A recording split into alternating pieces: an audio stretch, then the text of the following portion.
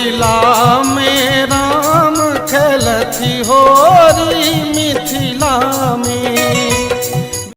ढेर सारा रंग ढेर सारा प्यार। आप समस्त देशवासियों को नमस्कार। मिथिला परिवार की ओर से इस रंग भरे त्योहार होली की ढेर सारी शुभकामनाएं।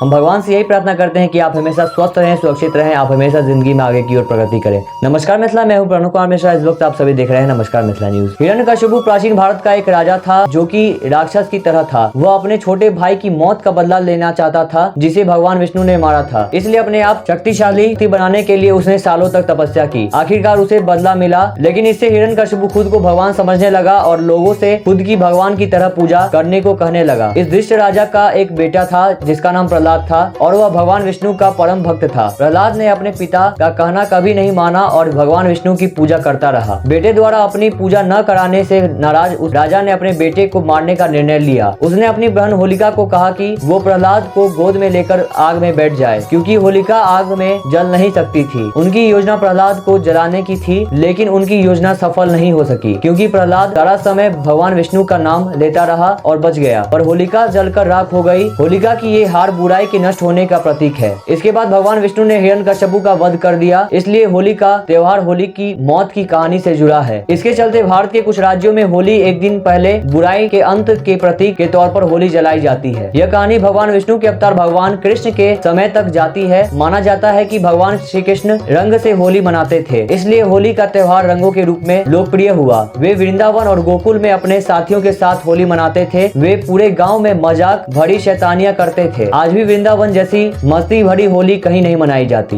नमस्कार मिथिला, अब तक इतना ही। मिलता है नई खबर नए समाचार लेते हुए। जाने से पहले अगर आपने हमारे चैनल सब्सक्राइब नहीं किया तो हमारे चैनल सब्सक्राइब करें। अगर आपने हमारे ट्विटर, इंस्टाग्राम, फेसबुक पेज को फॉलो नहीं किया तो हमारे सब पेज को फॉलो करें। नीचे हमने सकाल में डिस्क्रिप्शन दे दिया है। हमें दीजिए जाने की इजाजत, तब तक देखते रहिए नमस्कार मिथिला न्यूज। नमस्कार मिथिला।